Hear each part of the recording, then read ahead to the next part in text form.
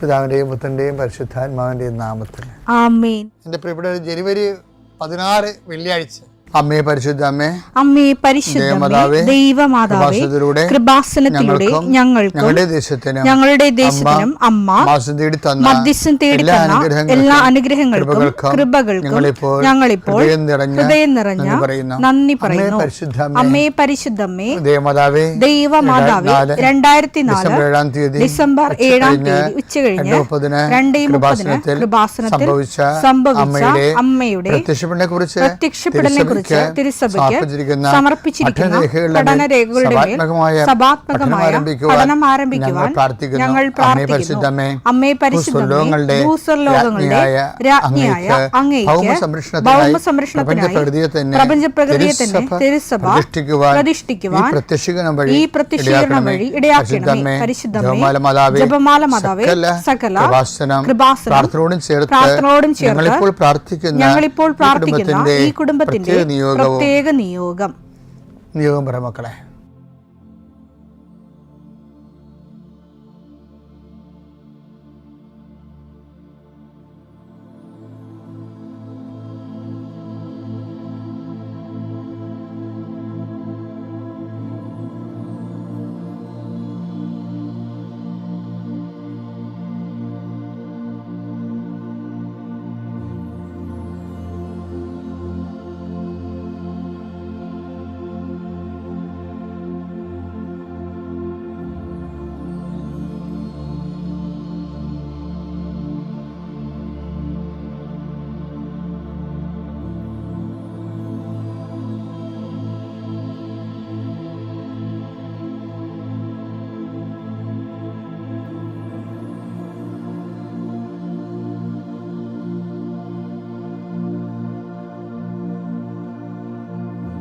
അമ്മയുടെ പ്രത്യക്ഷീകരണത്തിന്റെ ഈ അനുഗ്രഹവേളയിൽ ഞങ്ങൾക്ക് സാധിച്ചു തരുവാൻ കനിയണമേ. ആമേൻ. വിശ്വാസ പ്രമാണം. സർവശക്തനായ പിതാവും ആകാശത്തിന്റെയും ഭൂമിയുടെയും സൃഷ്ടാവുമായ ദൈവത്തിൽ ഞാൻ വിശ്വസിക്കുന്നു. അവിടുത്തെ ഏകപുത്രനും ഞങ്ങളുടെ കർത്താവുമായ ഈശോമിശിഹായിലും ഞാൻ വിശ്വസിക്കുന്നു. ഈ പുത്രൻ പരിശുദ്ധാത്മാവിനാൽ ഗർഭസ്ഥനായി കന്യകാമറിയത്തിൽ നിന്ന് പിറന്ന് പൊന്തിയോസ് പീലാത്തോസിന്റെ കാലത്ത് പീഡകൾ സഹിച്ച് കുരിശിൽ തറയ്ക്കപ്പെട്ട് മരിച്ച് അടക്കപ്പെട്ട് പാതാളങ്ങളിൽ ഇറങ്ങി മരിച്ചവരുടെ ഇടയിൽ നിന്ന് 3-ാം നാൾ ഉയർത്ത് സ്വർഗത്തിലേക്ക് എഴുന്നള്ളി സർവശക്തിയുള്ള പിതാവായ ദൈവത്തിന്റെ വലതുഭാഗത്തിരിക്കുന്നു. അവിടെ നിന്ന് ജീവിക്കുന്നവരെയും മരിച്ചവരെയും വിധിക്കുവാൻ വരുമെന്നും ഞാൻ വിശ്വസിക്കുന്നു. പരിശുദ്ധാത്മാവിലും ഞാൻ വിശ്വസിക്കുന്നു. വിശുദ്ധ കത്തോലിക്കാ സഭയിലും പുണ്യവാന്മാരുടെ ഐക്യത്തിലും പാപങ്ങളുടെ മോചനത്തിലും ശരീരത്തിന്റെ ഉയർപ്പിലും നിത്യമായ ജീവിതത്തിലും ഞാൻ വിശ്വസിക്കുന്നു. ആമേൻ. സ്വർഗ്ഗസ്ഥനായ ഞങ്ങളുടെ പിതാവേ, അങ്ങയുടെ നാമം പൂജിതമാകണമേ. അങ്ങയുടെ രാജ്യം വരണമേ. അങ്ങയുടെ തിരുമനസ് സ്വർഗത്തിലെ പോലെ ഭൂമിയിലും ആകണമേ. അന്നു വേണ്ടുന്ന ആഹാരം ഇന്ന് ഞങ്ങൾക്ക് തരണമേ. ഞങ്ങളോട് തെറ്റ് ചെയ്യുന്നവരോട് ഞങ്ങൾ ക്ഷമിക്കുന്നത് പോലെ ഞങ്ങളുടെ തെറ്റുകൾ ഞങ്ങളോടും ക്ഷമിക്കണമേ. ഞങ്ങളെ പ്രലോഭനത്തിൽ ഉൾപ്പെടുത്തരുതേ, തിന്മയിൽ ഞങ്ങൾ രക്ഷിക്കണമേ. ആമേൻ. നന്മ നിറഞ്ഞ മറിയമേ, സ്വസ്തി. കർത്താവ് അങ്ങയുടെ കൂടെ സ്ത്രീകളിൽ അങ്ങ് അനുഗ്രഹിക്കപ്പെട്ടവളാകുന്നു. അങ്ങയുടെ ഉദരത്തിൻ ഫലമായി ഈശോ അനുഗ്രഹിക്കപ്പെട്ടവനാകുന്നു. പരിശുദ്ധ മറിയമേ, തമ്പുരാന്റെ അമ്മേ, പാപികളായ ഞങ്ങൾക്ക് വേണ്ടി ഇപ്പോഴും ഞങ്ങളുടെ മരണസമയത്തും തമ്പുരാനോട് അപേക്ഷിക്കണമേ. ആമേൻ. കർത്താവേ, നിന്റെ ഉന്നതമായ നാമത്തിന് സ്വസ്ത്രം ചെയ്യുന്നു. കർത്താവേ, നിന്റെ വിശുദ്ധ പൗരോഹിത്യത്തെ മഹത്വപ്പെടുത്തണം. കർത്താവേ, സഭയിലുള്ള സാന്നിധ്യം പ്രകടമാക്കണമേ. 40 വർഷം ഞാൻ അർപ്പിച്ച കൃപാന്റെ യുഗതിയാണ്. കൃപാസനത്താരെ ജീവനോടെ പ്രത്യക്ഷപ്പെട്ട മാതാവിന്റെ മധ്യസ്ഥത്താൽ പിതാവിൻ്റെയും പുത്രൻ്റെയും പരിശുദ്ധാത്മാവിൻ്റെ നാമത്തിൽ ഞാൻ നിങ്ങളെ ആശീർവദിക്കുന്നു. ഇന്ന് നിങ്ങൾ കടന്നു പോകുന്ന വിഷയങ്ങൾ, ഇന്ന് ചെയ്തു തീർക്കേണ്ട ഉത്തരവാദിത്തങ്ങളുടെ മേൽ കർത്താവ് ഏറ്റെടുക്കട്ടെ എന്ന് പ്രാർത്ഥിക്കുന്നു. വിദ്യാർത്ഥികളെന്ന രീതിയിലും ജോലിക്കാരെന്ന രീതിയിലും മറ്റു മാനുവൽ ലേബേഴ്സ് ചെയ്യുന്ന എല്ലാവർക്കും, കൂലിവേലകളെല്ലാം ചെയ്യുന്ന ആൾക്കാർക്കും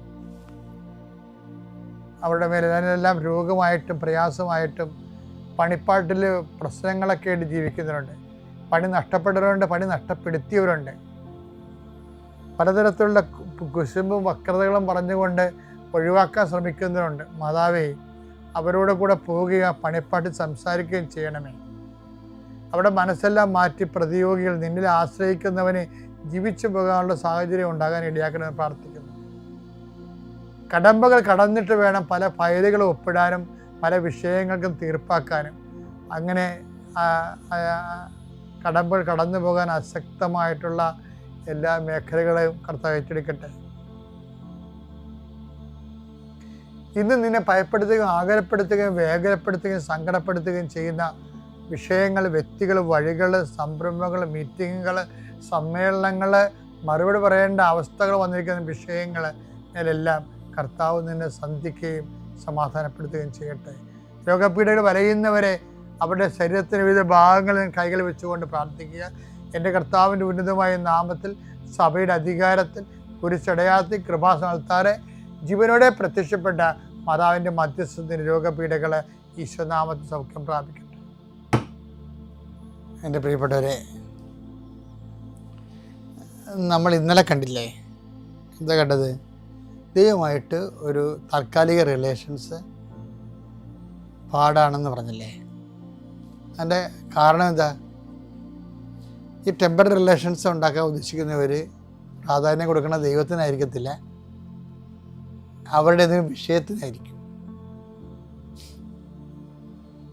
അതുകൊണ്ട് ഈശോ എന്നാ ചെയ്യണമെന്ന് വെച്ച് കഴിഞ്ഞാൽ, ഈ അനുഭവ അധിഷ്ഠിതമായ ഒരു ആധ്യാത്മികതയ്ക്ക് മുമ്പ് ഈശോ മുന്നോട്ട് വെക്കുന്ന ഒരു ന്യായം അറിവ് എന്ന അധിഷ്ഠിതമായ ആധ്യാത്മികതയാണ്. കാര്യം അറിവാണ് നമ്മൾ ബോധ്യം നൽകുന്നത്, ബോധ്യമാണ് സാക്ഷ്യം നൽകുന്നത്. അതുകൊണ്ട് ഈശോ മർക്കോസ് 6:34 അവൻ കരക്കിറങ്ങിയപ്പോൾ വലിയൊരു ജനക്കൂട്ടത്തെ കണ്ടു. അവരോട് അവന് അനുകമ്പ തോന്നി. അപ്പൊ നേരത്തെ ഇന്നലെ പറഞ്ഞത് ജനക്കൂട്ടത്തെ കണ്ടപ്പോൾ അവൻ ക്യാൻസൽ ചെയ്തെന്നാ പറഞ്ഞത്. ഇപ്പോഴെന്താണ് സംഭവിക്കുന്നത്? ജനക്കൂട്ടത്തെ അവൻ അഡ്രസ് ചെയ്യാനുണ്ട്, അനുകമ്പ തോന്നി. കാരണം അവർ ഇടയനില്ലാത്ത ആട്ടിൻ പറ്റം പോലെയായിരുന്നു. അവൻ അവരെ പല കാര്യങ്ങളും പഠിപ്പിക്കാൻ തുടങ്ങി. ഇവിടെ പഠനത്തിനാണ് പ്രാധാന്യം. ഇനി അത് കഴിയുമ്പോൾ എന്താ സംഭവിക്കണം നോക്കിയേ. നേരം വൈകിയപ്പോൾ ശിഷ്യന്മാർ അവന്റെ അടുത്ത് വന്ന് പറഞ്ഞു, ഇത് ഒരു വിജന പ്രദേശമാണ്, സമയവും വൈകിയിരിക്കുന്നു.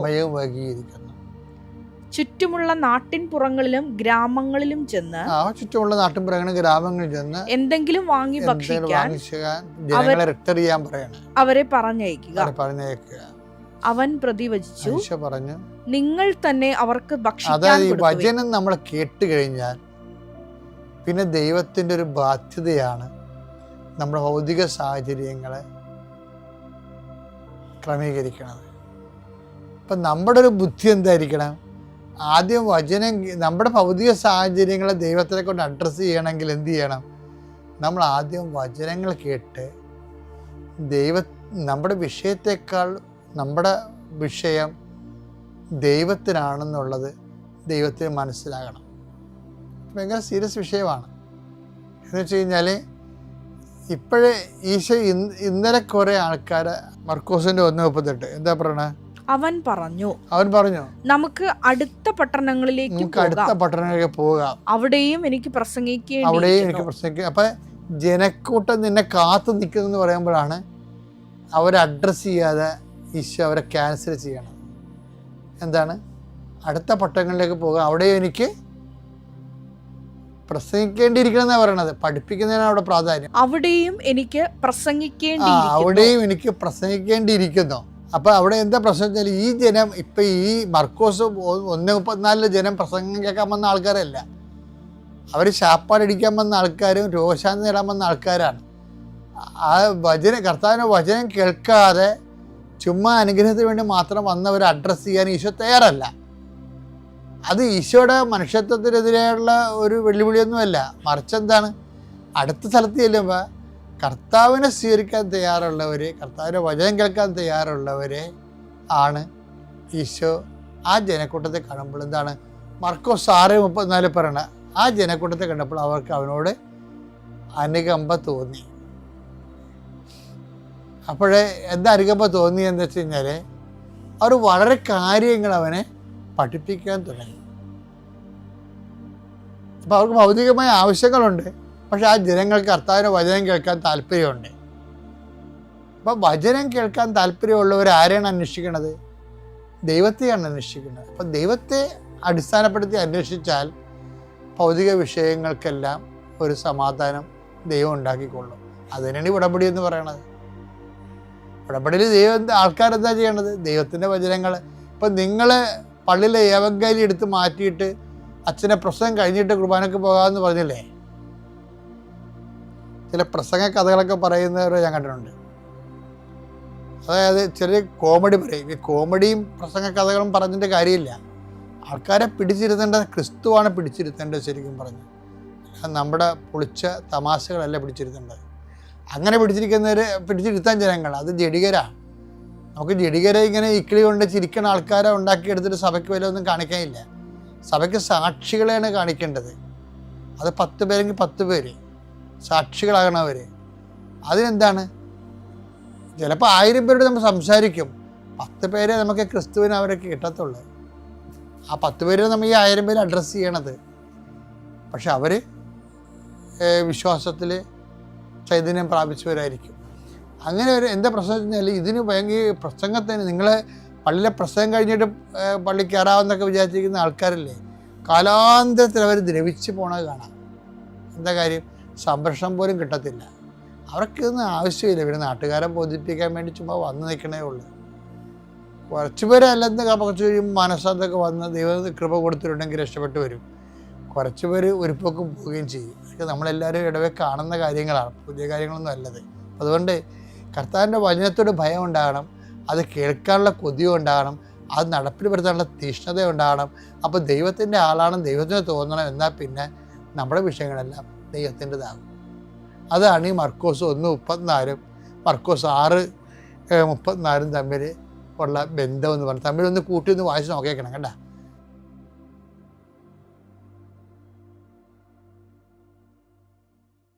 അത്യപൂർവ ദൈവാനുഭവങ്ങൾ ഇനി നിങ്ങൾക്കും സ്വന്തം. ഈ യൂട്യൂബ് ചാനൽ ഇതുവരെ സബ്സ്ക്രൈബ് ചെയ്തിട്ടില്ലെങ്കിൽ ഇപ്പോൾ തന്നെ സബ്സ്ക്രൈബ് ചെയ്യുക. ഈ വീഡിയോ ഇപ്പോൾ തന്നെ നിങ്ങളുടെ സുഹൃത്തുക്കൾക്ക് ഷെയർ ചെയ്തുകൊണ്ട് കർത്താവിൻ്റെ പ്രേക്ഷിതരാകുക.